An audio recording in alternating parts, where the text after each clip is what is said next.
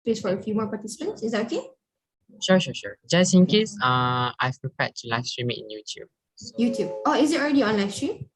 yeah, it is. It's already on live Because stream. Okay. yeah, just afraid that at night. Sure, maybe just 1 minute. We'll wait for 1 minute. And we are live on YouTube too. Oh, this is my first time being on YouTube.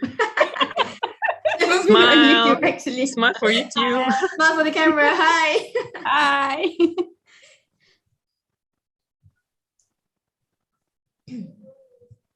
Okay, in the meantime, I'll try to blast so that everyone will know that we're live. Okay, sure.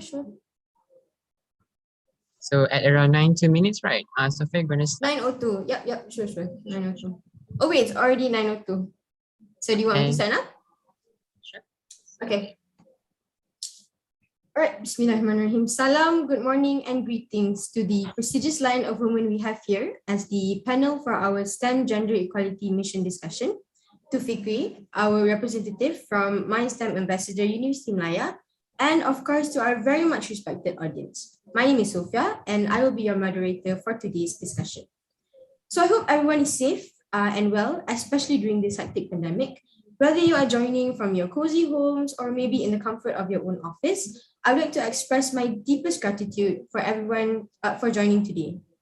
So grab a cup of coffee or maybe a cup of tea and make yourselves comfortable as we indulge in today's exciting discussion. Now, as some of you may know, this event is one of the initiatives for the National STEM Month. So the National STEM Month for University Malaya itself has already commenced from the 16th of August and it will end on the 16th of September 2021 with the theme of STEM leadership. Right? So before we kickstart the session, a friendly reminder to the audience, if you check your chat box for both Zoom and also YouTube, Fikri has actually uploaded a link. So do fill up that link as it will help the secretariats to hand over your e-certificates when the discussion is over. Now, without further ado, allow me to introduce your panel for today. So first up, we have Associate Professor Dr. Sharifah Sakina Syed Ahmad. She is from Malaysia. She's the Deputy Dean Student Development in University Technical Malaysia, Malacca. She is a senior lecturer with over 17 years of experience in the higher education industry. Her expertise are mainly in management, predictive modeling, leadership, and project management. She achieved her PhD focused in fuzzy modeling, intelligent system, and evolutionary optimization from University of Alberta. Moving on, we have Associate Professor Dr. Wan Nurliza Mahadi, also from Malaysia. She is from the Department of Electrical Engineering in University Malaya. She has taught over 20 years in the Faculty of Engineering, where she continuously explores various ways to empower and enrich lives through findings in science and technology. She was seconded as a CEO of Terengganu Science and Creativity Center, TSCC, from the year 2016 to 2019. She structured and developed TSCC to become the hub of science, technology, lifelong learning, and creativity for the East Coast region of Malaysia. And lastly, we have Dr. Maha Al-Muzaini. She is all the way from Saudi Arabia. She's a scientist and a director of Immunocompromised Host Research, ICH, at King Faisal Specialist Hospital and Research Center. She has experience in the infectious disease, immunology, and virology research during her PhD training at the Imperial College School of Medicine, London. She's also one of the very few investigators that is currently conducting HIV-1 related research in her country, whereby she was also the temporary advisor to the National AIDS Program by the World Health Organization Regional Office of Eastern Mediterranean from 2015 to 2016. All right, so before we start our discussion, I would like to run a few polls to know a little bit more about our audience's understanding towards the topic. So Fikri, if you may, cue in the polls.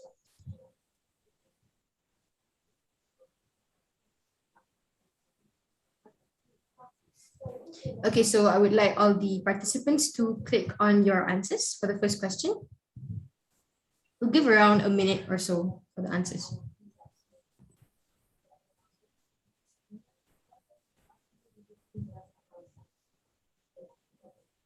Okay, Fikri, maybe you can show the results.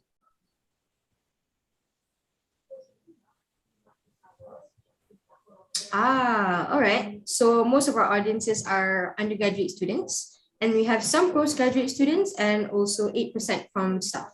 Okay, interesting, interesting. Okay, the second question.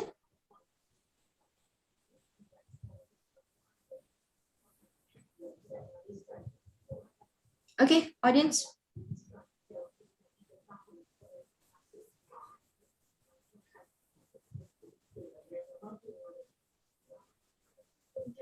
Okay, Vicky, maybe you can show the results. Oh, we're still getting the response? Okay, We're sure. still at around 69% have participated.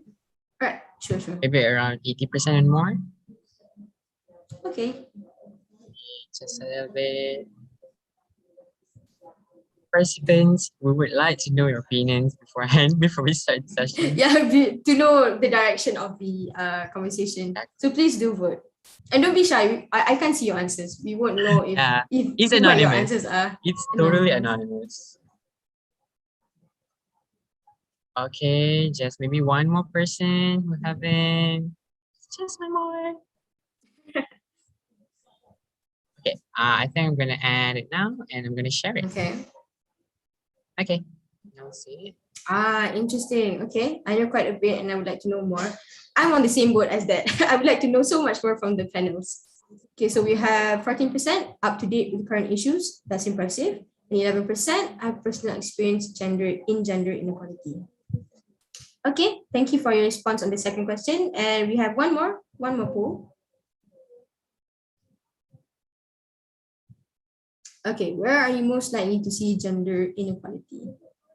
So between these three choices, to the audience, where do you think?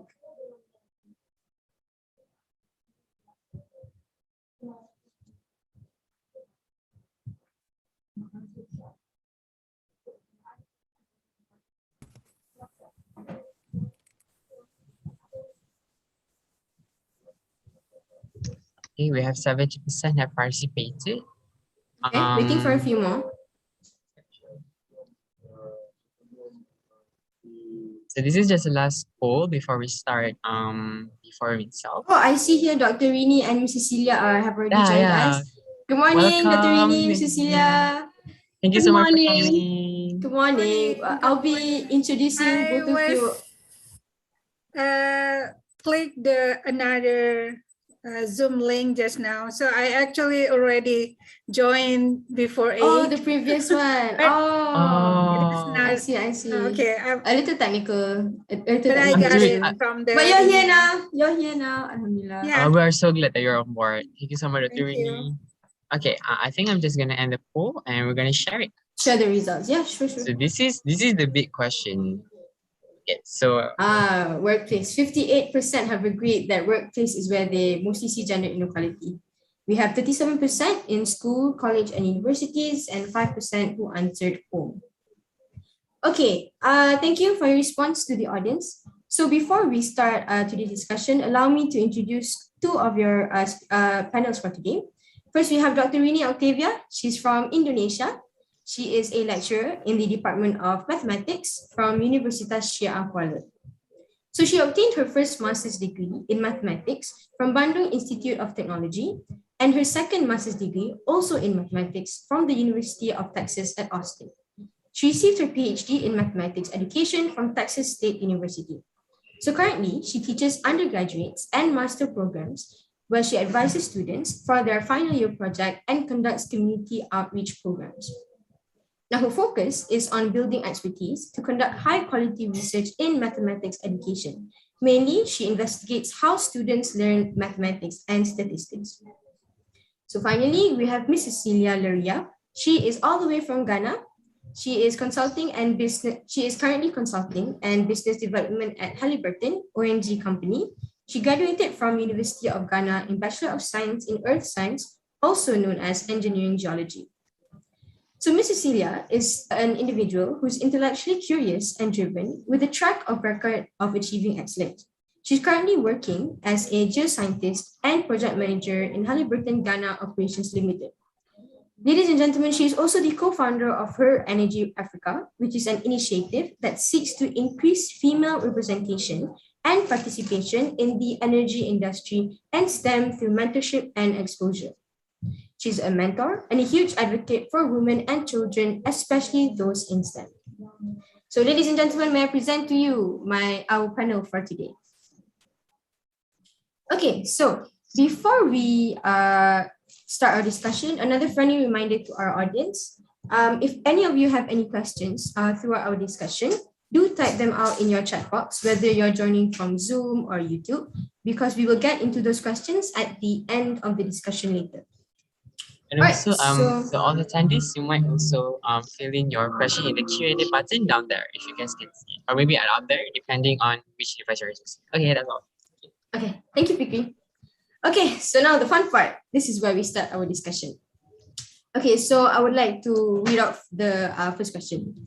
So existing jobs nowadays, they're being modified, even the new ones that are emerging at the frontiers of our economics. In relation to requiring knowledge and skills in STEM, the question is, why are there still children and young adults who aren't developing the skills needed to effectively participate in today's society? So before I call out anyone, is there any volunteers from the panel to answer the question? Can I? Yeah, sure. Yeah. Okay. Yep. So it's this is a very good question, and I just want to make first of all, thank you for the invitation, and I'm honored here to be among such distinguished panelists and discussing something that is so dear to me, which is empowering women in STEM. So yeah, and good morning. I'm from Saudi Arabia, so it's in Riyadh time. It's about 4 o'clock in the morning. So I just want to give you like a brief introduction. Is that STEM brought many improvements in many aspects of our life, not just in medicine, in health, in agriculture, and renewable energy. So the globe is changing rapidly, and the economy is also shifting rapidly. And in order for us to meet with this demand, we need to empower the young generation in STEM at early age to prepare them for the future market. So regarding to your question, I believe that the best way is to have the best mentorship and role models at a very young age. And I believe in the 3 mottos that I always advocate for is 1, invest, 2, nurture, and 3 is to spark. And what I mean about invest is that we need to commit our time, either if you're a teacher or a professor or even at home, to mentor the young generation at every level. And then when I mean about nurture, is that we have to nurture our children at a younger age and to have interests in academia. And that is not just a word to say, is that to provide the available resources for them and for like different programs and so. And last is to spark. You cannot tell children or young to like STEM if they don't practice the hands-on. They have to enjoy it and they have to see it. So I think this is my point of view. I hope you enjoyed it. Okay, I completely agree with the point where she said that the young women need to have a role model to spark their interest. But another question that relates to STEM is that, let's say that these girls actually do have a role model, but they feel like they don't have a voice to voice out their opinions, or maybe to give a certain particular finding for a certain topic, and they feel like they feel like they're confined to a space when they want to give out their voice. So in your opinion, why do you think that these girls feel that they are scared to speak out? That's a very good question again. So the most important thing is that we need to build their confidence. That's the most important. What I see from my experience is the lack of confidence, and you need that to pursue STEM. And when you mentioned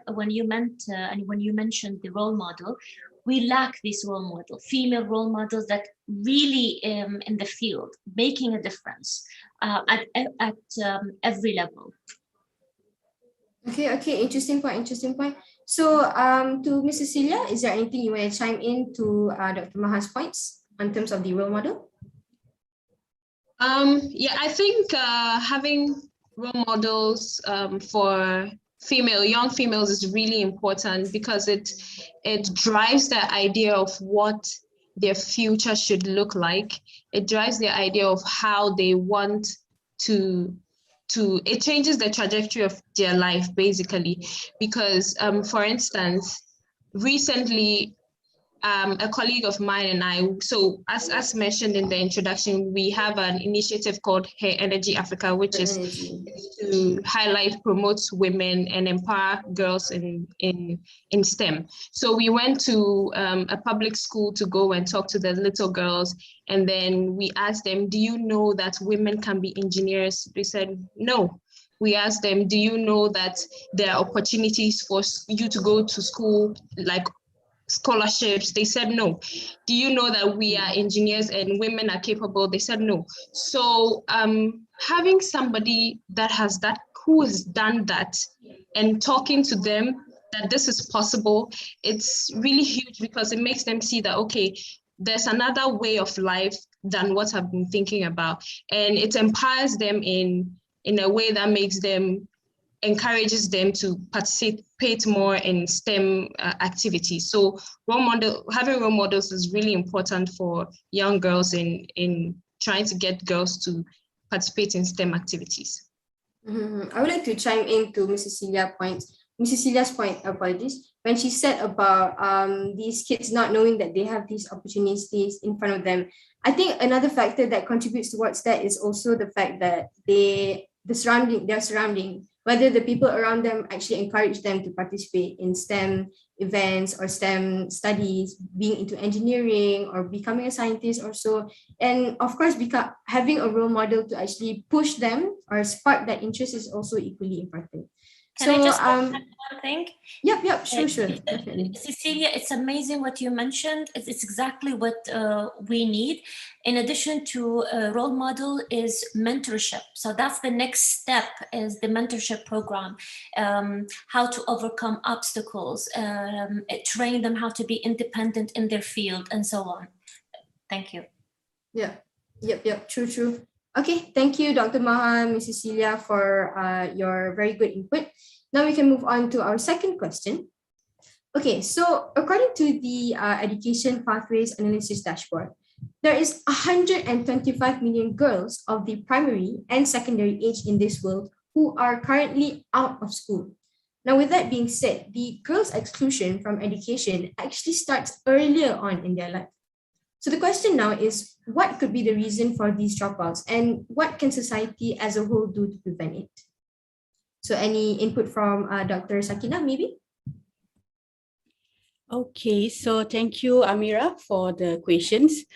I think the question is very good to be detailed out. Before I answer your question, your last two questions, let us look at the terms that we use in these questions about dropout. So what is the definition of the dropout? Dropout is referred as a leaving the school and class before completing and prescribed courses.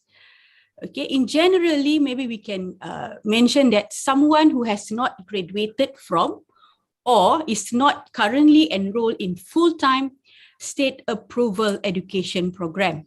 For example, in Malaysia, we have in total 11 years of school in compulsory for all students.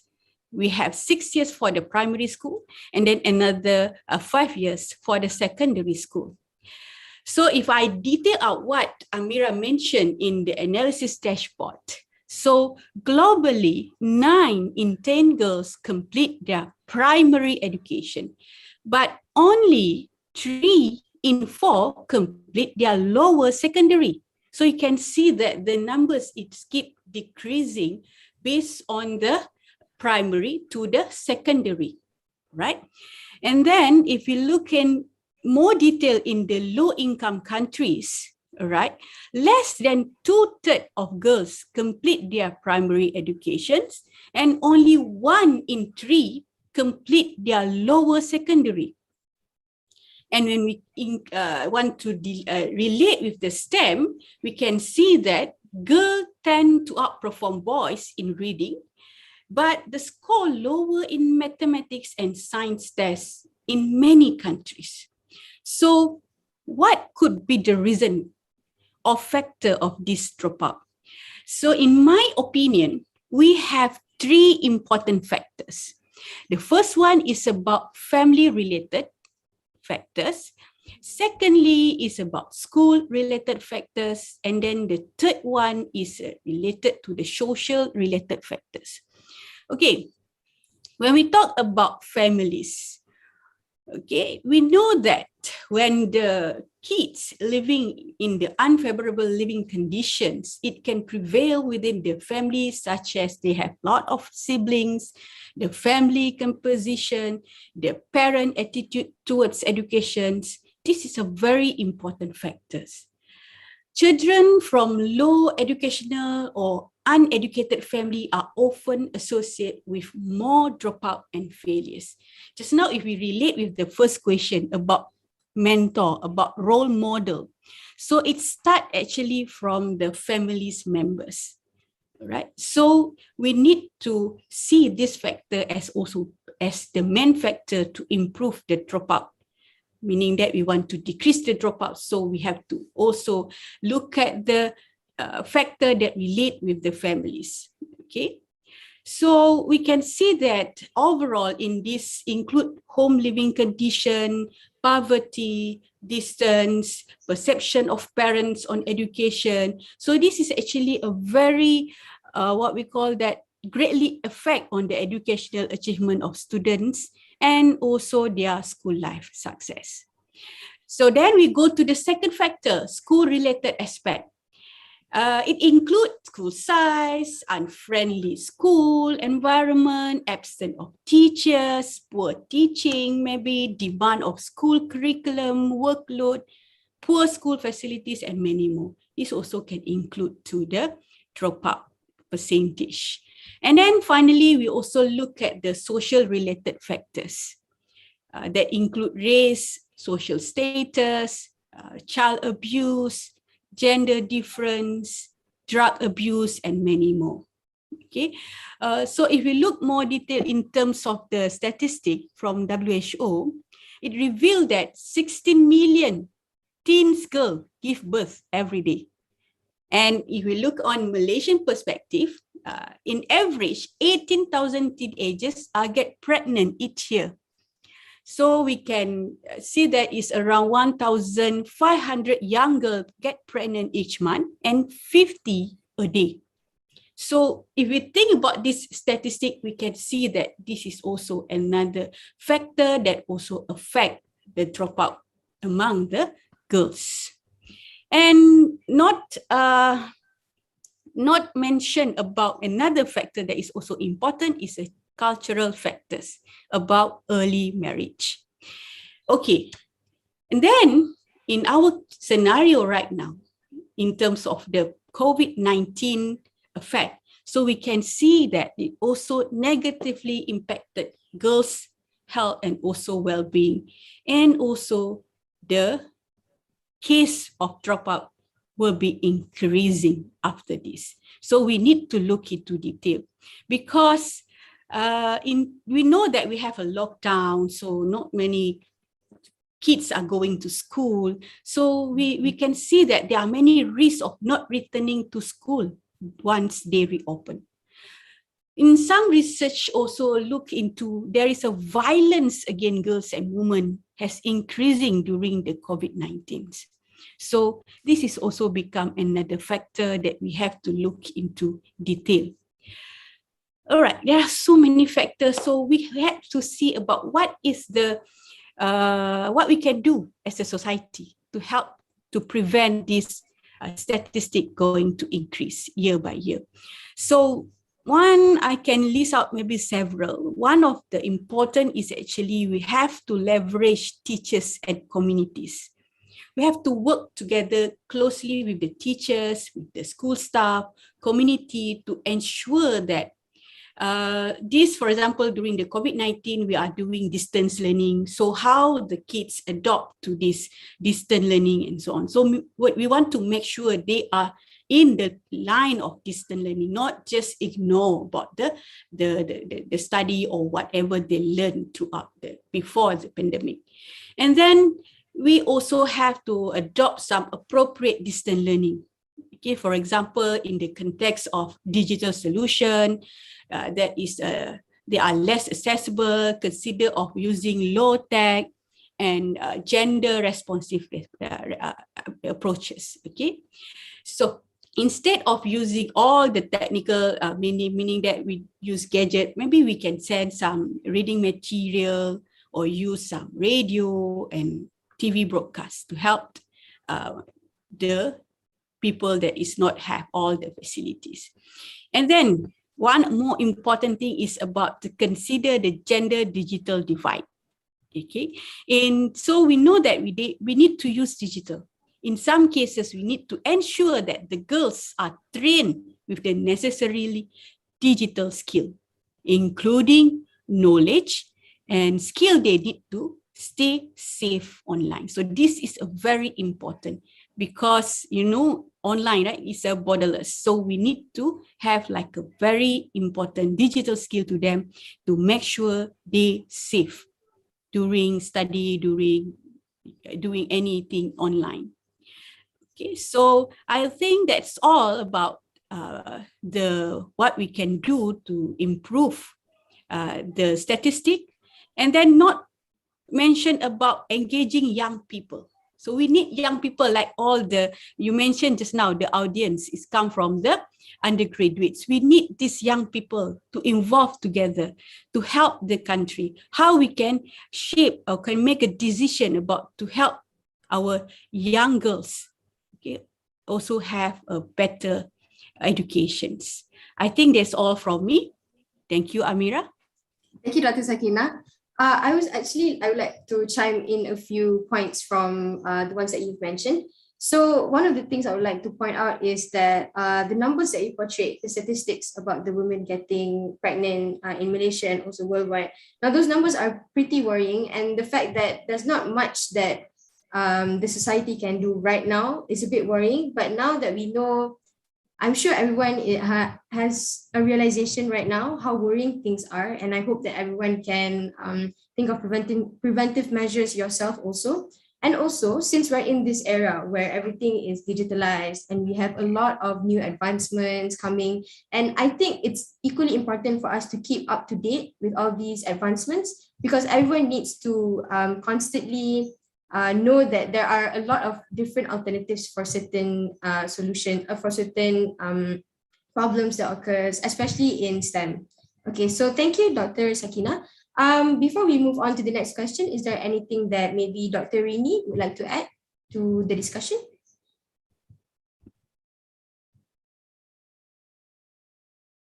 Dr. Rini, your microphone isn't switched on. Oh, thank you so much for the opportunity to be the panelist for today. I actually very agree with what Dr. Sakina said. I prepared that the factors that really affect the dropout rate, it's actually, the socioeconomic status of the students really affect.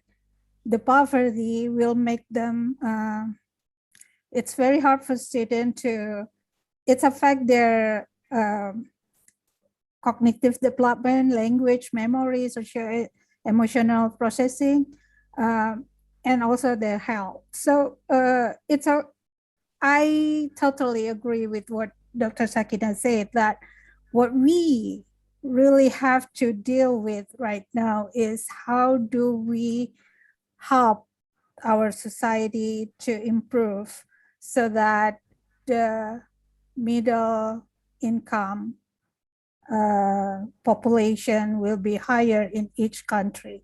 Right now, the poverty line, it's about 22% of the world population still live in poverty. It's an extreme poverty for 10% that I got from the World Bank.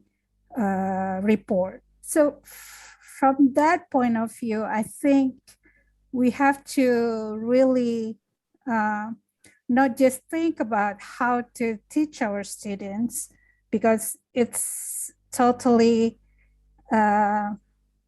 will correlate with if the socioeconomic status of our students are improving, then their involvement in STEM education is also improved.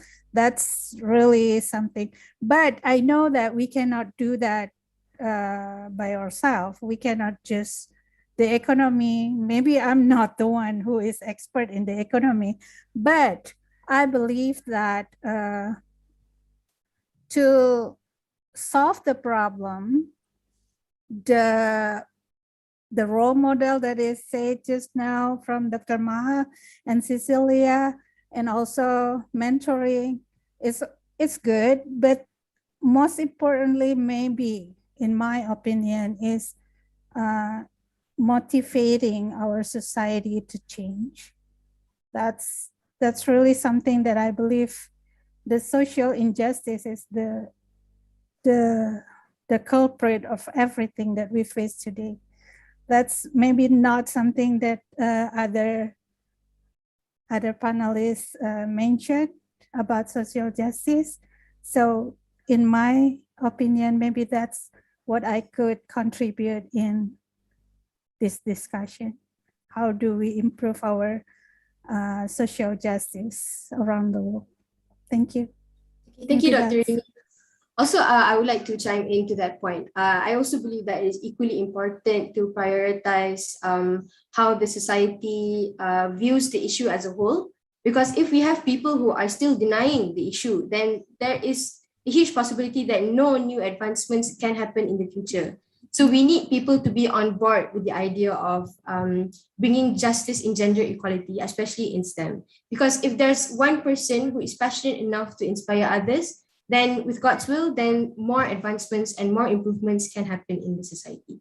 So thank you, Dr. Rini and Dr. Sakina, for your input on the question. Okay, moving on to my third question, I would like to ask Dr. Wan. Okay, so let me give a brief introduction to what the question is actually about. Okay, so back in 2018, there was actually a group of researchers who are from Leeds and Missouri, where they suggested that the solution to gender equality is not necessarily a straightforward answer. Now, this is due to the gender equality paradox in STEM. Okay, supposedly, the higher the gender equality tolerance there is in a certain country, the more similar men and women will venture into their chosen fields. But according to their study, they took the level of gender equality and measured it by the World Economic Forum Gender Index and plotted it against the percentage of women graduates. To their surprise, including ours, no countries were high in both measures. For example, countries like in Finland or in Norway, now they measured high for gender equality, but low in female graduates, while countries like Algeria, Turkey, or Tunisia were the complete opposite to that. So in your opinion, Dr. Wan, why is there an unequal correlation between the level of gender equality and the percentage of women graduates?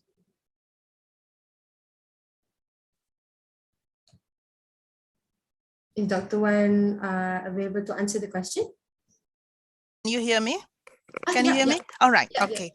Okay. My headphone was blinking just now. Anyway, all right. It is a very interesting question, and I would relate that to our previous panels. Yeah, our panelists that gave an interesting what we call it ideas on or points on what is going on with STEM, gender inequalities, and everything. So to me, this is a very big scale situation. It will go back to the nation agenda and the structure provided in order for us to meet the what we call it any nation's visions, aspirations, and so on. And I would like to go back slightly when we are talking about STEM. okay, in focus. How do we inspire our STEM? How do we make an awareness? How do we communicate science and technology to our young people? Because I do believe children and young adults' potential can be developed and groomed with their elements, their innate talents, as well as their passions. I always say to my students, when you work in a job that you are passionate about, you never work even a single day in your life. Okay, you have to love what you are doing and you have to match it with your potential, because each one of us, we have our own potential. For example, somebody who are brilliant in maths and not very good in language, if you put a person to work with what we call it related to language, they will not perform well. And it will go back because the question will be on the, what we call it, the gender equality as well as the percentage of graduates, yeah? Okay. I would say in Malaysia, actually, I'll just look at some research in Malaysia. Graduates in terms of male and female, we are almost equal, almost equals in terms of percentage. And sometimes when we talk about gender inequalities in job, it is sometimes it's not really gender inequalities, it is based on the job scope. All right, some job perhaps slightly better with a male than female, and some jobs are slightly better with female as compared to male. And it is not a direct refusal to offer the job. But in the previous years, yes, when we mention engineering, when we mention manufacturing, it is a male-dominated field, because we will envision all the heavy machineries, you know, and that kind of thing. But however, with our modern technologies, we are mainly technologically assisted. So I think the gap becomes closer and closer. So again, I would go slightly broad. How do we handle awareness for our young people, especially female? How do we encourage them? How do we communicate? I mean, in general, not just science, the importance of education. And I will go back as well, what has been mentioned by our previous panel is on the dropouts, yeah?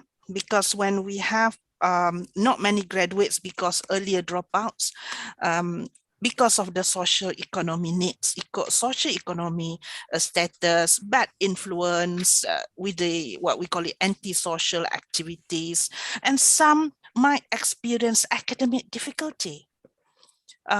Their inability to cope with academic pressure. This is where we have to do talent matches. Some perhaps they are academically inclined, some perhaps they are more into like TVET and so on, yeah, hands-on person. So we have to match them accordingly. And some kids, they have the disengagement. So how do we, at the end of the day, find the way, the structure to help, number one, in terms of what we call it graduate equality, in terms of male and female, to have a good balance. I'm not saying that we have to have 50-50, but we must have good balance. Society has to be involved. We must have a realistic expectations, and we understand their potential, meaning find their element, what they are good at, and match with the right academic or the right job. And let us make education more enjoyable, starting from what we call it kindergarten to primary, secondary, even university and higher up. And how do we make it more enjoyable for educators like us, even teachers, kindergarten teachers, lecturers, professors? We have to have guidance. We have to have motivation. It will go back to the mentoring earlier on. And skill sets, how many skill sets do we need to have? And importantly, we must have responsive and supportive environment. Okay, that's all from me. Okay, thank you, Dr. Wan, for giving such insightful points. I would like to add into your points also. Yeah. So I also think that it's equally important how matching these students with their talent, their passion, to encourage their passion in a certain field or a certain field of work.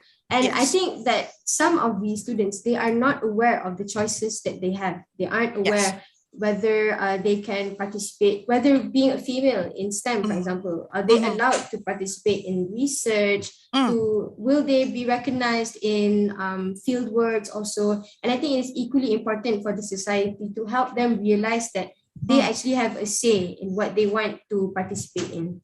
Yes, actually, young people, young children, they want to be heard. Yeah, true. Hear their opinion. That is how they build their self-belief, self-confidence, able to communicate and able to put their ideas across. I think that is very, very important, and awareness of their own strength.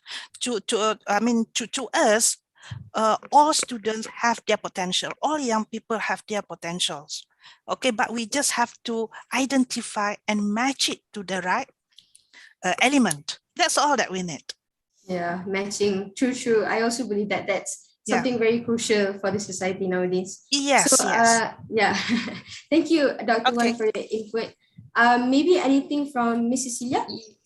Yes, I'd like to add. So the question talks about the paradox of women in more gender equal countries experiencing less STEM graduates. And part of it is because for women in areas like ours in the developing countries, women are actually beginning to show up and show out. There are women that are standing out. I can mention a few. I know there's an engineer, Chichi Emenike. She's the head of gas ventures in Nigeria, Nekonde. There are women that are coming out and standing out. And these women inspire me and inspire other young women in this area to know that, okay, these things are possible. And that is why, even though gender equality is not as high as in countries like Norway and those countries, we still have more women pushing through the STEM field here. And secondly, another thing is culture. You know, some of our culture doesn't encourage women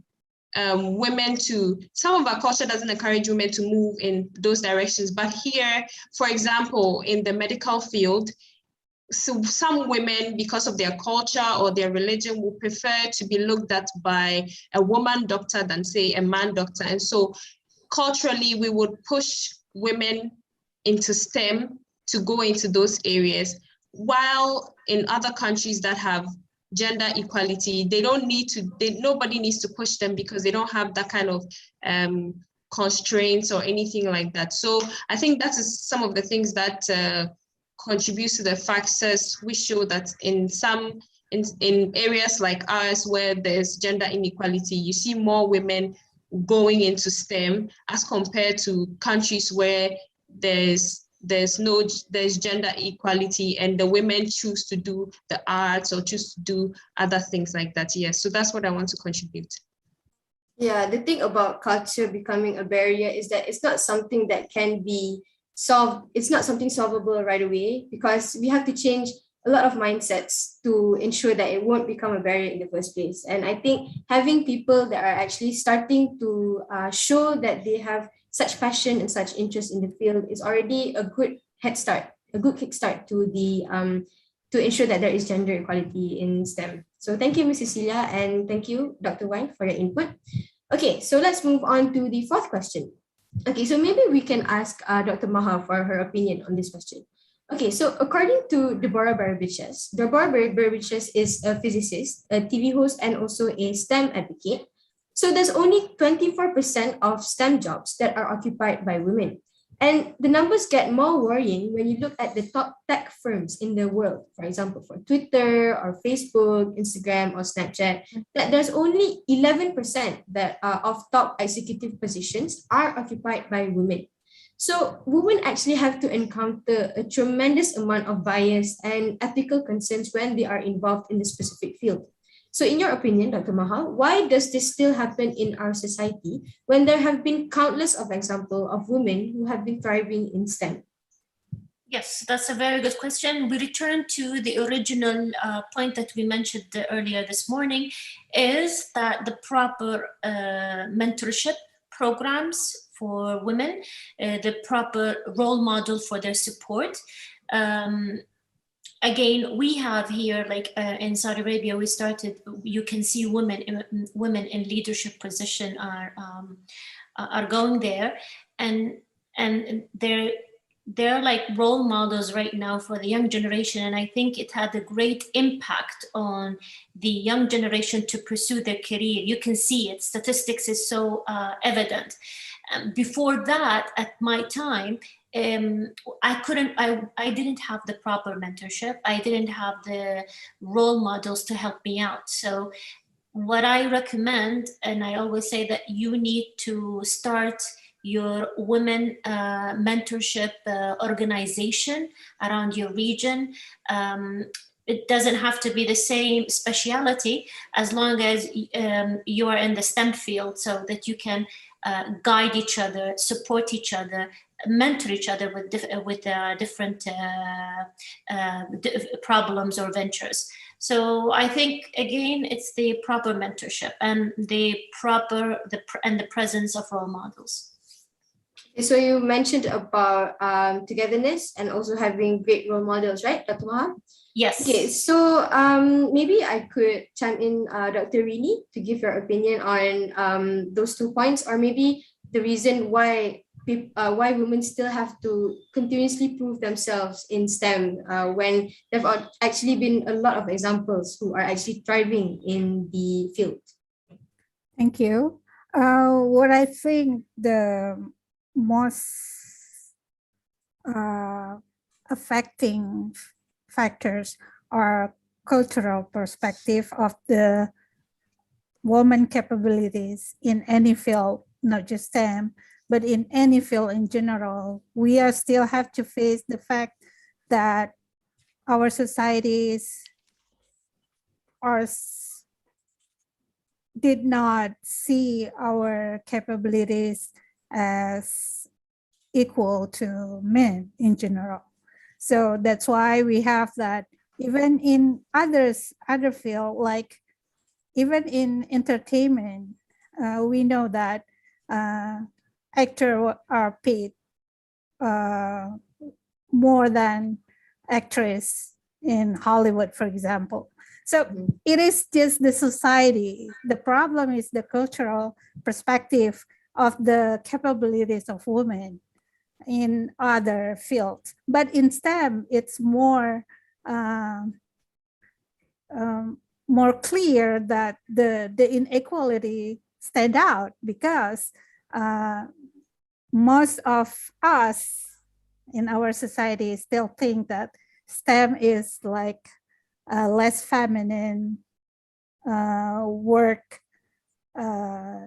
field for a woman.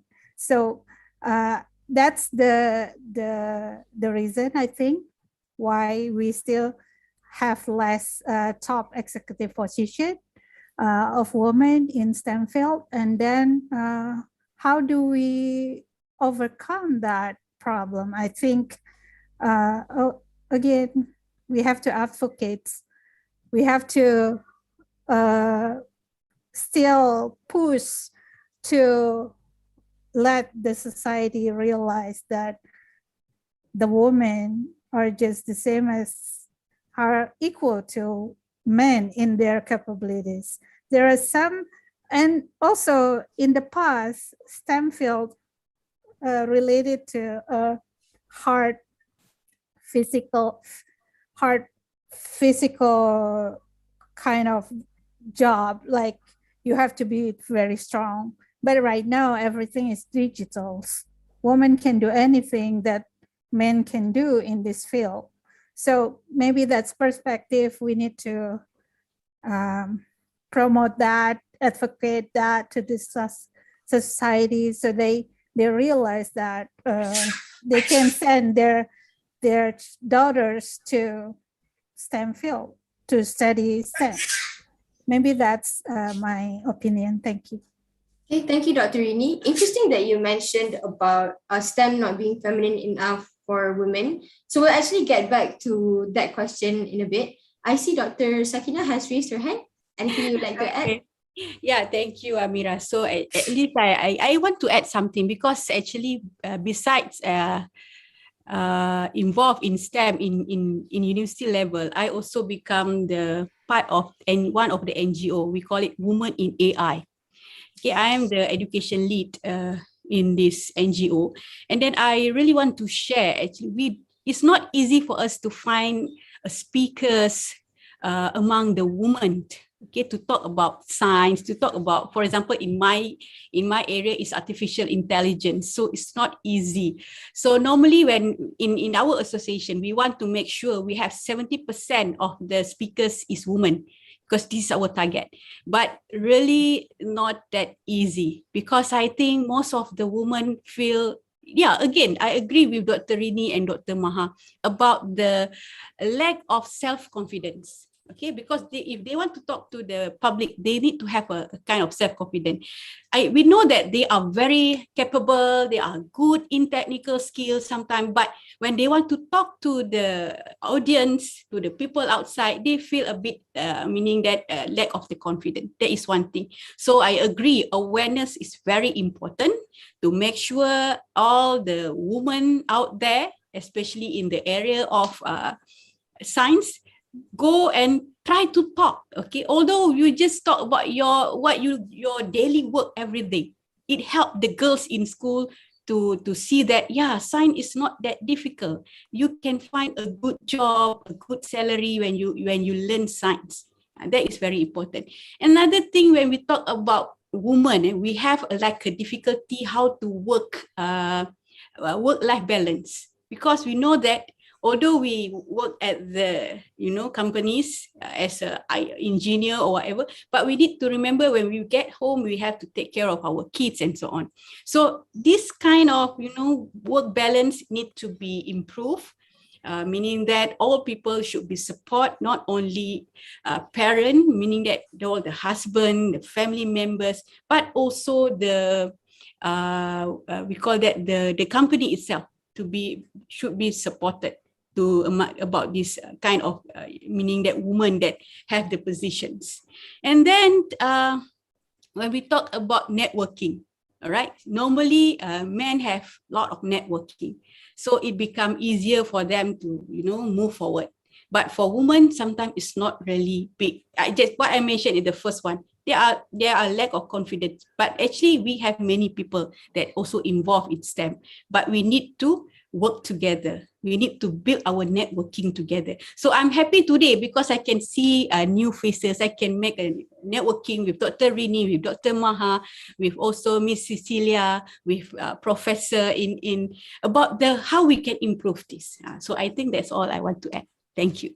Okay, thank you, Dr. Sakina. I actually have, we have two hands up. Okay, before I call out Dr. Wan to give her opinion, I actually would like to talk about having confidence. So back when I was a small kid, I was actually very shy. I'm not someone who's outspoken. I was actually pretty scared to voice out my opinions, and I wasn't that much of a chatterbox. But that actually changed with the people around me, the people I have pushing me, my friends, my families, my teachers, my lecturers.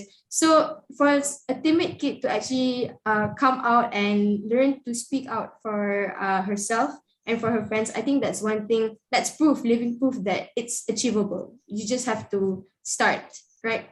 Okay, so I see Dr. Wan and Miss Cecilia. Maybe we can have Dr. Wan first. Okay, thank you, Amira.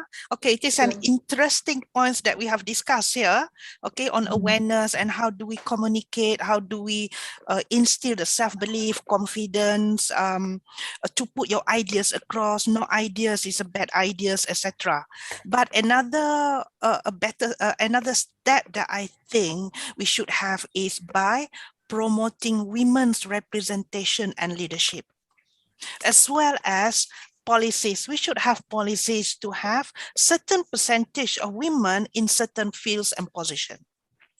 When we have that quota, we have that percentage, I think mentoring becomes easier, structure becomes easier, and indirectly it will encourage other women to climb up to that position, or to feel, I call it, to feel comfortable in that position. Okay, that's all my point. Okay, about policies, interesting. Yes. Also, you mentioned about that because we're going to get into policies, right, for our next question. But before we go to the next question, Ms. Cecilia, you would like to add? Yes, so I totally agree with what doctors have just said. I just wanted to add that sometimes the STEM work cultures do not favor women.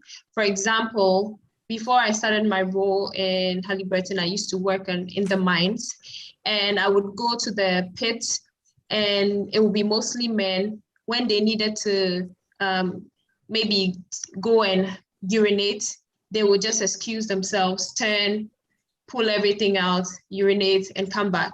But for me, when I wanted to urinate, we would go scouting for a huge boulder that I can hide behind before and get some privacy. And not just the pits, the rigs, the oil rigs as well. When we go offshore, it's now that they're trying to accommodate women. Previously, you had to share rooms with men, you had to share the bathroom with men and all that. And these kind of things discourage girls, young women from moving into STEM related jobs, because they feel like this area is not for me. Aside that, some of the ladies mentioned policies. Indeed, company policies do not encourage women to rush for the top positions, because they feel like, okay, you're going to go on maternity leave, you're going to fall pregnant 3 times, and the work is going to stop in between that time. So why should we put you in a position where we'll need you to travel from Malaysia to Indonesia to Ghana in 3 weeks, and then you say you're married, your husband cannot take you here? So these are these things that stop women from going, as well as sometimes before you can move to the next level, your boss will call you aside and say, you know what to do, meet me in hotel room 553, and then tomorrow you can apply for the job if you get it. Yes, so these things disturb women a bit, and that is why we are seeing such low numbers in women in the higher positions. But luckily, the esteemed doctors here have already spoken a lot about how we can fix this, and they've spoken about mentorship, they've spoken about confidence, and I think these answer a lot of our concerns concerning this particular question. True. I also believe that women face a lot of restrictions when it comes to in the working field, or whether they're at home. They have a lot of limits that don't allow them to actually continue their participation in a certain field. And it's important that we're having this discussion today, so that women actually realize that they do have their own opportunities, they do have their own rights to pursue whatever they have passion in. Okay, so interesting that both Ms. Cecilia and Dr. Wan mentioned about policies. My next question would be that, okay, if let's say that the initiatives to encourage gender equality in colleges were being implemented, certain policies were implemented to ensure a safer and fairer environment for women to pursue their careers. Now, I could give an example for the policies. For example, women are not getting enough recognition in their research that they're in when they're writing papers or so. So the policy is anyone who participates in the work will be acknowledged for their contribution, regardless of their gender or their background. So the question today is, how do you think society would react to the change? Do you think we're ready to face such policies and implement more policies in the future? Maybe we could have Dr. Wan to chime in. Okay, sure. All right. I think our society is waiting for it, for that change. For example, an environment that is fully supportive of women in their careers, such as we have a safe environment, a nursery for young mothers, all right, a flexi hours, perhaps, work from home, that we are doing it now, shorter working weeks, a 4-day week, a 3-day weeks, without actually compromising the quality of work. Okay, because I know many women are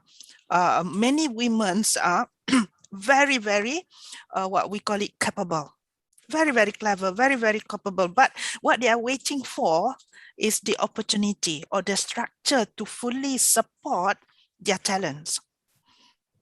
And we are talking about a supportive structure for any organization, okay, to embrace women workers, because as mentioned by earlier, like Miss Cecilia, Dr. Maha, etc., earlier on, and other panels, women, we have family, we are quite family oriented normally, and we have responsibility towards our family as well. So sometimes we need that work-life balance. So if any organization can give a supportive structure, supportive environment by provide necessary, for example, facilities, I think many women will rise and shine. Yeah, that's true. I also agree that society is actually preparing for these kind of changes in the world, and the policies that you mentioned are actually very give such huge opportunities for women to continue being in the STEM field.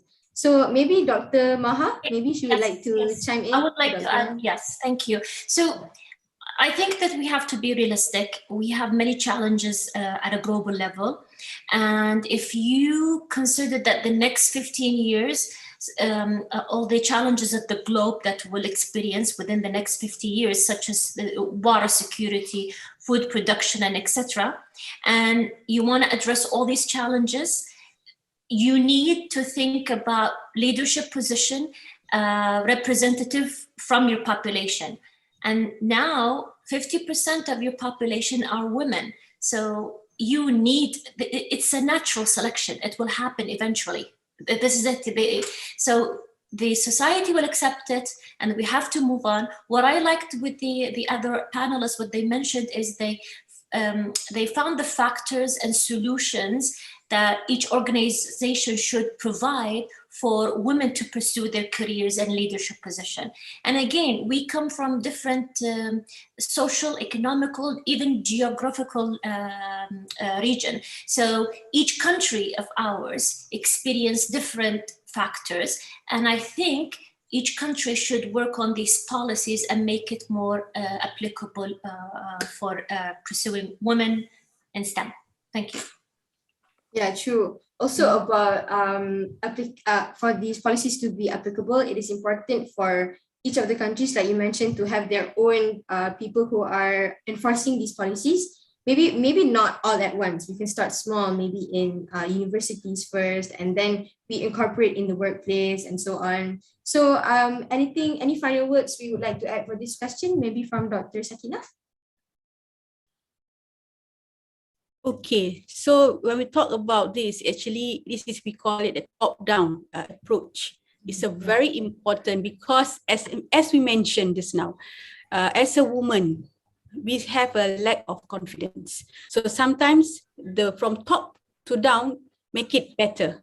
Okay, instead of we are doing on the ground, meaning that in the fundamental level, but we try to make sure from top we make our policy, and then from the policy we create some posts that are related to the woman, especially in STEM, and then from there we can see there are programs, there is effort and everything being done based on that particular policy. So I really agree the top approach, and also supported by from the bottom. So together we can excel towards this program. Yeah. Thank you, Dr. Sakina. Yeah, again, we mentioned about togetherness, about how people coming together and showing that we can actually fight the gender inequality. And it's amazing to see the panels here being very passionate about the topic, because we need these kind of people. We need more people like you in the society to spark such interest, and inshallah we can make things better for our future generations. Okay, so the final question. Okay, even though we are in this new era, how do we actually fix mindsets that claim that STEM is not feminine enough for women? So yeah, that is the hot question for today's for the last question of this discussion. So maybe Dr. Rini, you would like to chime in?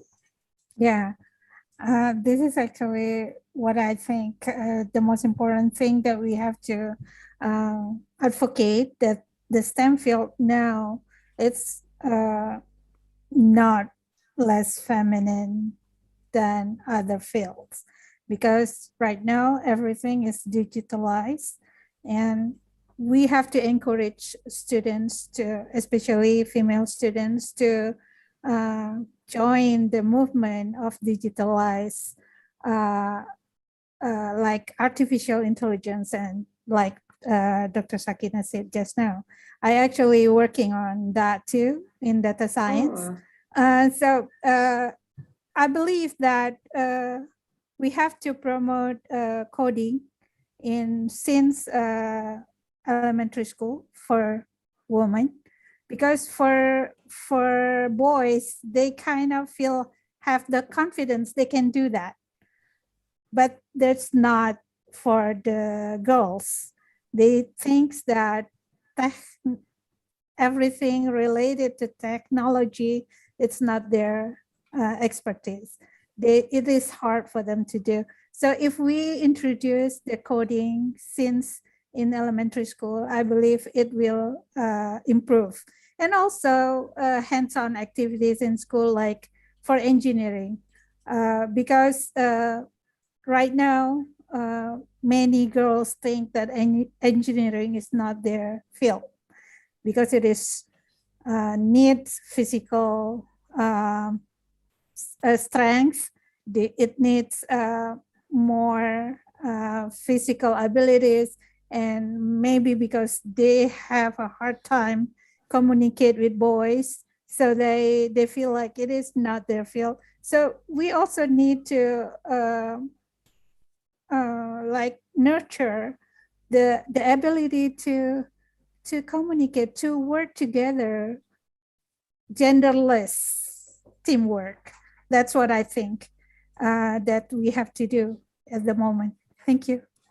Thank you, Dr. Rini, for your points. Yeah. The thing about the one thing you mentioned is that how the generation nowadays, they aren't, the structure of the education for like primary students or elementary students, it's not it doesn't actually help with the era nowadays. Like when I was a kid, I wasn't exposed to anything involving coding or any of the fields that you all the panels are in. Maybe it was because of the structure of the education, how much we focused on other things. Like in science in general, the topics were quite vast, the topics were quite vague. So I think that's one thing that needs to be centered and be focused on for the future generations. If I could add, yeah, sure. I would like to add something. The point that I also want to mention is that our curriculum usually behind the advancement of technology. So how do we have a flexible curriculum in general? It's also the problem, I think. Thank you. Yeah, definitely. I see here Dr. Wan has raised her hand also. Yes. Okay. I think to add on that is a perception of STEM. So how do we create awareness, and how do we effectively communicate what is STEM is all about? This is where our educators need some trainings, need some coaching on how to communicate to students, yeah, and exposure is needed, even as Amira mentioned earlier on. And please, I think what we need is we have to encourage our young people to make an informed decision, not just based on perception. You have to get to know first before you make your decision. For example, to enter STEM field or not to enter STEM field.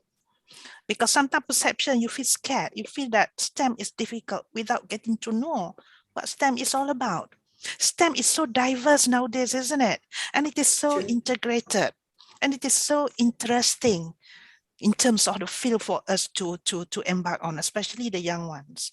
So I think it is important to effectively communicate what STEM is all about, so that our young people will make an informed decision. And of course, it will help with the proper structure and policies. True. I also like to add about the exposure to the young adults, especially the ones who are going to venture into their degree life as undergraduates.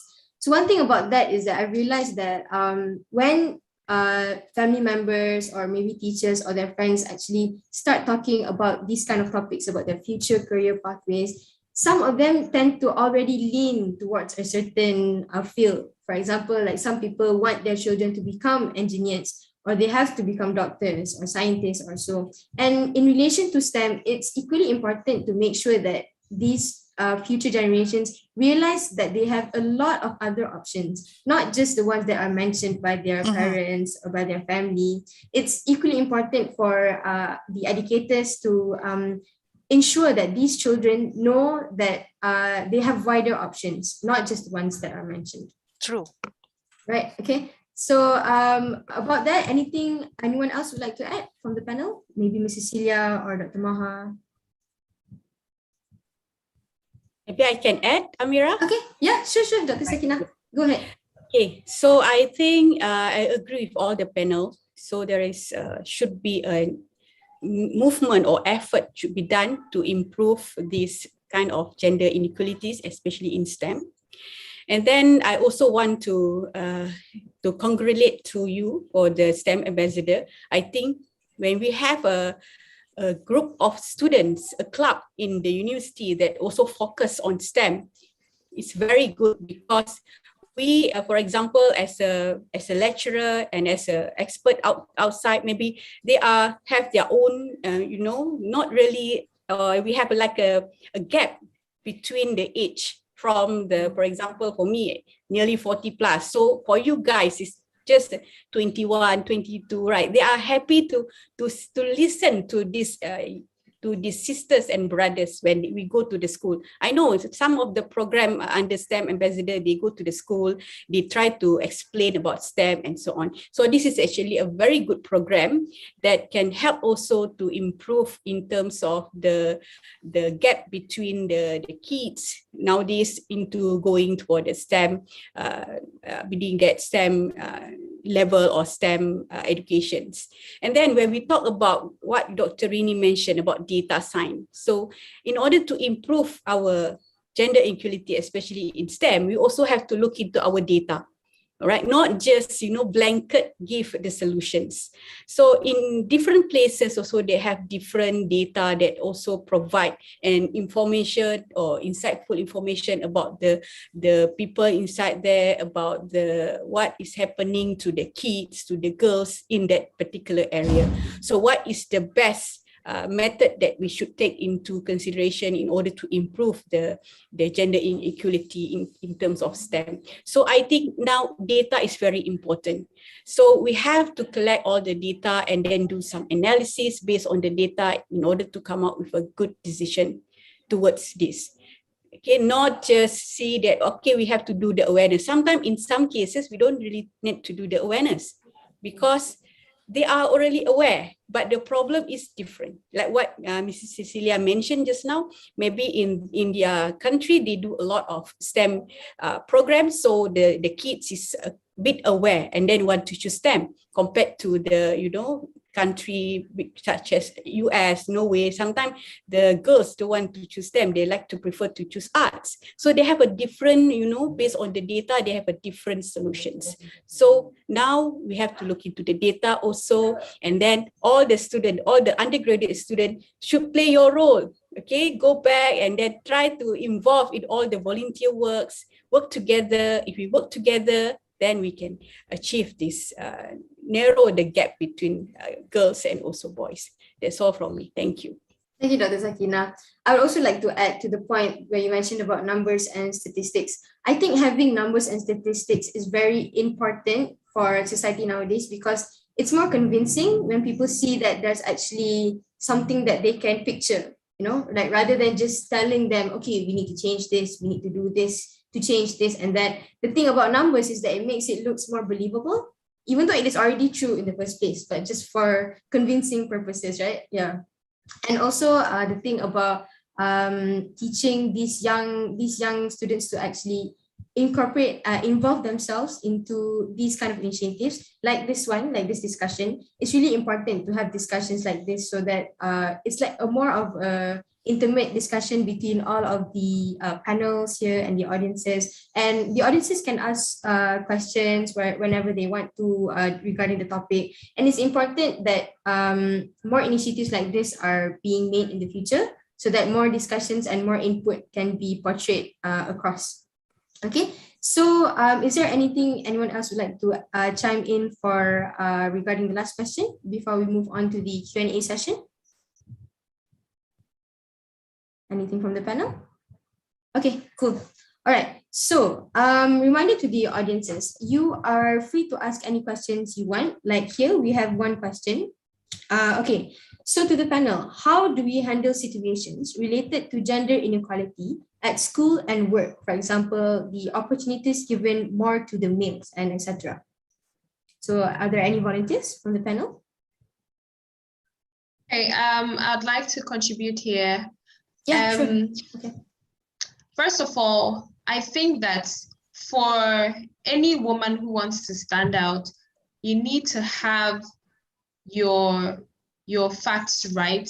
You need to have your path right. So you need to do your work excellently, because if you're competing with men and you give them the slightest opportunity to believe that you cannot do the work as well as they can, they're going to sideline you. So you need to show up and show out. You need to put in all the work, and you need to produce work that is top tier. Once you do that, and you can see that there's some discrimination there, then you need to make your voice heard. So you need to come out and say, I produce work that is 100%. I want to be given the opportunity to show my skills. And then when given the opportunity, make sure you kill it. And that way you'll be putting yourself in a situation where you overcome discrimination by the work of your hand. Okay, because most men think that women are too emotional, women can do this, women can do that. But once you prove them wrong once, twice, 3 times, they begin to see you in a different light, and you begin to move forward as fast as possible. And I've seen this in so many instances in my workplaces where girls and women have excelled in little tasks that were given to them. And because of that excellence, they were pushed into bigger spotlights where they shone because they did not disappoint. So this is one way to overcome gender discrimination in school or in your workplace. I'm sure other panelists can also give their opinion on this. Okay, so one thing that Ms. Cecilia mentioned is that she said how the women need to prove themselves in the industry. They need to show that they are capable of doing just as what men are capable of doing. And I think that's something that should be centered also, because people nowadays, it's either you are brave enough to stand out or you're not. So it is important to make sure that the women in STEM society, in STEM or even other various fields, that they know that what they say matters just as much as when men say. Because when they don't realize that, they'll feel confined. They'll feel like they don't have the authority to actually voice out, to give out their opinions. So it is important for us who work with them or work as advocates or even the students to nurture these kind of opinions and make sure that women know their rights. Okay, thank you, Ms. Cecilia, and for such input. So there's another question here where Noraini asked, how to keep self-motivation and encourage positivity in an unsupported environment. So I see Dr. Rini is typing. Maybe you can voice out in the live also. Okay, thank you. I will try to, typing is take a lot of time when you think. Okay. I think we have to understand the power of our minds to overcome all challenge. We have to understand that our minds actually are very powerful. We need to train our minds to be not to be affected by all negativity surrounding us. That's one thing. And one things that I always do as a woman in our very not really support women in STEM field. I learned mathematics my whole life. So I work harder than any other male students that I know. I work harder than them, so I will stand out. That's the most important thing that we have to have. That self-motivation. If you achieve something, then your confidence will increase, and at the same time, everybody else that look down to you will realize that you're something. So I think that's the most important thing for women. Since we are not given the opportunity, then we have to work harder than anybody else. That's the only way to do it. And I believe that we are capable to do it. That's my question. That will encourage positivity. Just set your mind that you are good enough, that we are good enough, that we can achieve anything that are given to us, any challenge. Thank you. True, Dr. Rini. I also believe that mindset is important because it all comes from within also. We can have a room of people cheering us on, but if us ourselves, we don't believe in ourselves, that's one thing that we should fix for improvement, to see improvements in the future. Thank you, Dr. Rini, for your answer. So there's another question that was actually already answered also by Dr. Rini, and anonymous attendee asked, so it seems like gender inequality in STEM is more inclined towards women. Is there any example for gender inequality towards men and ways to solve it? So maybe we can have another panel to answer this question. Maybe Dr. Maha would like to chime in. Gender equality for men? Yeah, the question asked if there were any example for gender inequality towards men and ways to solve that. I don't think that I've seen these cases, though. I think I would pass this question. Pass the question. Yeah. Okay, sure. Thank you, Dr. Maha. Okay, so actually, Dr. Rini, Dr. Wan has raised her hand. Yes. Okay. All right. Okay. I think what we can look as well is not so much of gender inequality. I think it's more to the job that suit your competent level. How competent are you, or how good are you in a certain field? For example, nursing. Nursing are mainly female-dominated field. But nowadays, you have noticed there are some male nurses as well. And it is good to have addition of male nurses because sometimes you have to lift some heavy stuff as well, like adjusting the patients, etc., of which need the what we call it masculine strength, which is suit. So again, even for female as well, in equality, we talk about earlier on the policies, structure, etc. But we can look as well from a different perspective. Equality in terms of the job scope and in terms of your competency level, how well suited you are at a certain job.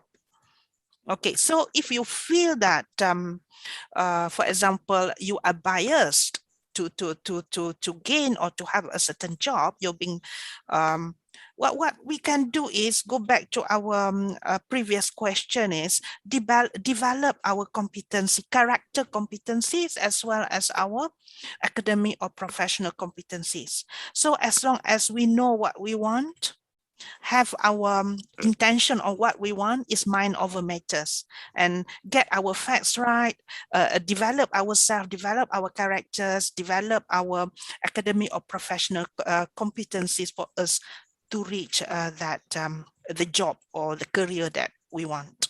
That's one way of looking at it.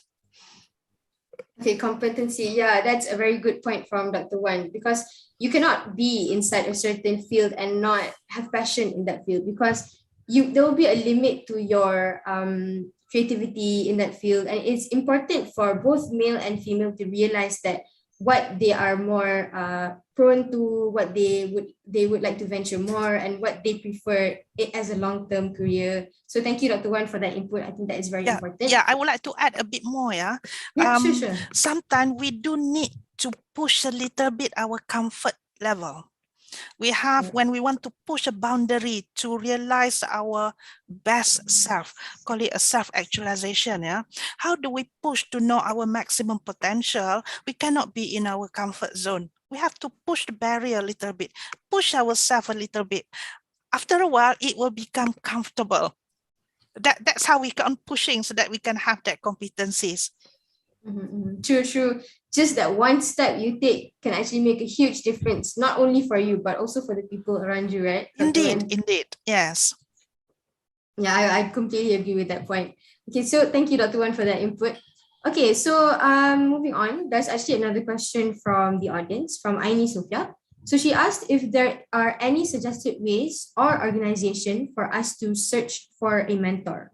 So in the previous questions, we mentioned a lot how having a mentor is very important to have that inspiration and to keep on going. And we can see here Dr. Sakina has actually shared a link to join Women in AI Malaysia. So if anyone would like to join, you can head over to your Q&A and go to the answered section right at the bottom.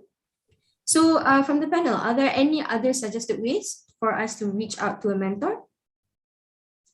Maybe from Mrs. Celia?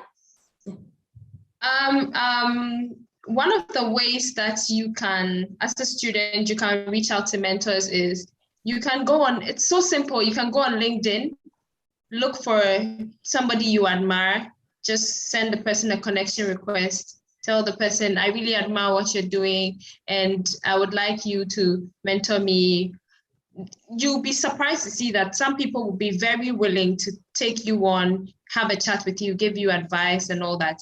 And there are also a lot of mentorship programs that are running. For example, Her Energy Africa, as I mentioned, an initiative that I started with my friend. We are also looking to mentor women, and we are being mentored by women as well. So there are a lot of initiatives like that that you can just Google search and join. It's as easy as that. Other ways you can get mentors is, for example, in your school, your lecturer can be your mentor, or somebody in a higher class than you that is also making waves, that is showing impressive skills and leads, can also be your mentor. You just need to approach. So the whole point of getting mentors is having the confidence to approach somebody you admire and ask the person, can you please mentor me? And what's the worst the person can say? The person will just say no, and you move on. I think you should just gather the courage and ask. I'm sure any of the panelists here, if they were approached by any young lady and asked to be a mentor, they would gladly do that. So don't be shy, approach and ask, and you get what you want. Yeah, true. Thank you, Mrs. Celia. So you mentioned about the first one, that being in this era is that the advantage is that everything is at the click of your finger. Like you just have to have the right tools and the right keywords that you want to search on the internet. Also on LinkedIn, that's a very good place to start connecting with people. It's a place where professional people like to spread their passion and spark interest in young advocates. And also you mentioned about having the courage to speak up and actually find a mentor. I would like to chime into that. It's also equally important as a person to be teachable also. Like when someone gives you advice, you can't have a mindset that inside you feel like, oh, this person is trying to overpower what I think or what so. And I think that's important, that people realize that you don't know everything in the world. So you need to know that there are people who are smarter than you, who can actually help you pave your own future pathways and actually give advantage not only to yourself, but to the people around you also. Okay, so maybe one last question. There is an anonymous attendee who asked, how can educators like school teachers or counselors inspire young girls to pursue STEM related fields? So I see here Dr. Rini Octavia would like to answer this question live. So Dr. Rini, over to you. Thank you. What I think is important is we also need to give the professional development for our teachers and counselors about STEM, because studies show that math anxiety was actually developed because the teachers also have that in students because of they mimicking what their teacher do. So I think to inspire young girls to pursue STEM related field, we need to educate our educators as well. I mean, they have maybe the understanding about the content, but the rapid development of science and technology is sometimes it's very hard for them to catch up if we are not giving them the adequate professional development. If we can inspire teachers, they will inspire their students. That's no doubt about that. So I think we need to inspire our teachers first before we actually expect them to inspire their students. Thank you. Yeah, true, Dr. Rini, about starting from their roots, which is the educators themselves. They themselves have to have that spark of passion in them so that they can radiate that sort of energy to their students. So yeah, good point, good point. So I see Dr. Wan has raised your hand. You would like to actually, add? I lower my hand from previously. Lower your, okay. all right, sure. Okay, thank you, Dr. Wan. All right. Okay, so since we're done with the Q&A session, I must say that was a very productive discussion with such useful lessons and insights from each of the panels. So since we're almost out of time, it is already 10:32 a.m. Maybe in 30 seconds or so, maybe each panel could answer what would be the main message that each of you would like the audience to take away from today's discussion. Maybe you can start with Dr. Sarifa. Dr. Sakina. Okay, so actually when we talk about STEM and gender inequalities, everybody of us have to play their role. Okay, instead of we as a lecturers, for example, Cecilia as the technical person, meaning that more on the engineering parts, the working person, and as a students, all play an important role. So remember that we have our,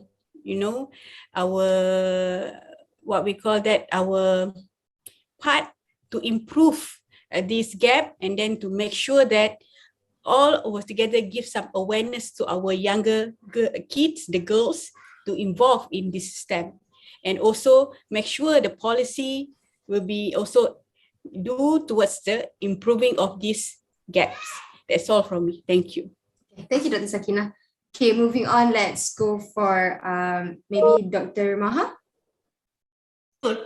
I think that we all, as women leaders in STEM, we should do whatever we can to quicken the pace and move forward and support the young generation by all means.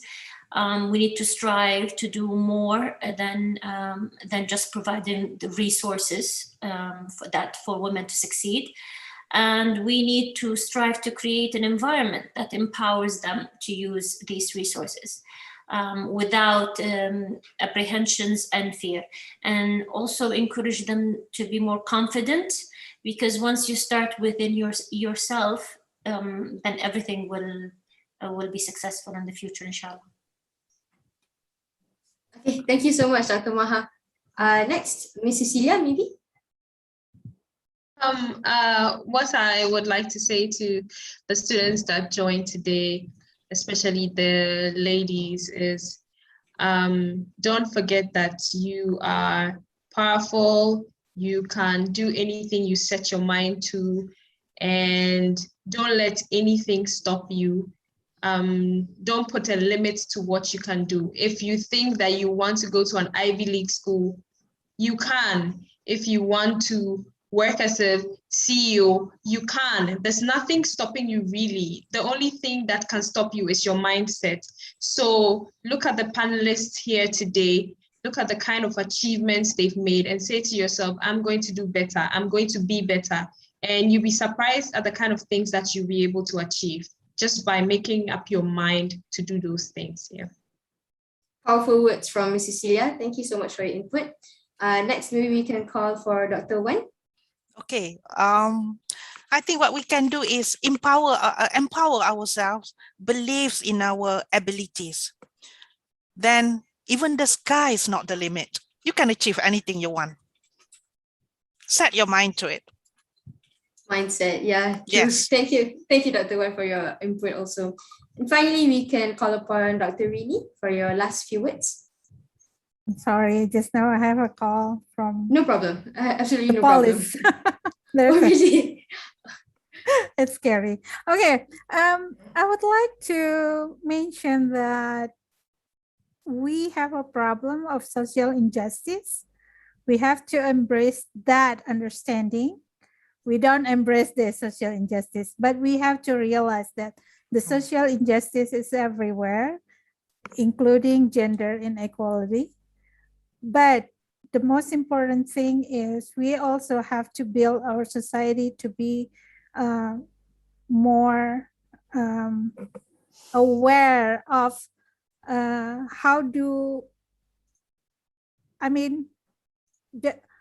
improve the socioeconomic status of our people. How could we contribute to that? It is a big question, but we can do in our part, in our inequality in gender, in inequality in opportunities at school for any students, regardless of their gender, especially because of their socioeconomic status. How do we approach our government so that they could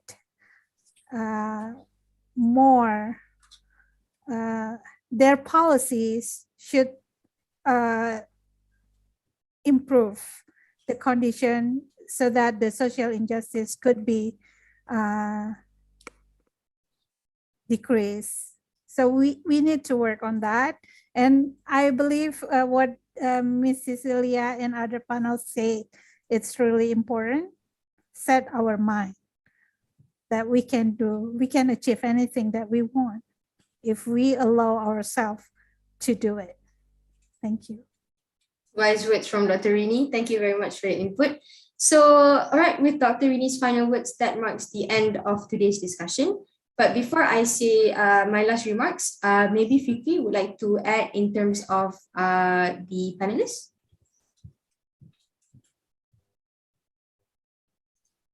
Regarding their yeah, sure. To all the panelists, is it okay if I share your LinkedIn profiles in the chat box? Do I have the permission or consent from all the panelists? Yes, you can do it for me, no problem. Sure. Yeah, sure. You can do it. For Dr. Okay, for Dr. Maha, are you okay to? Yeah, of course. Okay, sure. Yes. Sure, absolutely. Just a minute. Okay, so here are the link. Here are the link of all the panelists for our today's forum session, and kindly you may explore their profile and find inspiration yourself based on their highlighted contributions and whatnot. Okay, that's all. Thank you, Fikri and the panelists. Also, maybe we can have the photography session before we end the discussion. Okay, so Fikri will be taking screenshots. Dr. Maha, is it okay if we request you? Are you okay in the situation that you're able to turn on your video? Unfortunately, not. I see. Okay. Yes, okay. I'm sorry. Yes. It's okay. It's okay. Okay. Okay, everyone. To all the panelists, you're ready. Okay, I'm gonna take the picture. Give your brightest smile. In 3, 2, 1. Okay, let me save it first. Okay, hold on, check. Okay, can we have just one more? Okay, sure. Okay, give me your brightest smile again. In 3, 2, 1. Wonderful. Okay.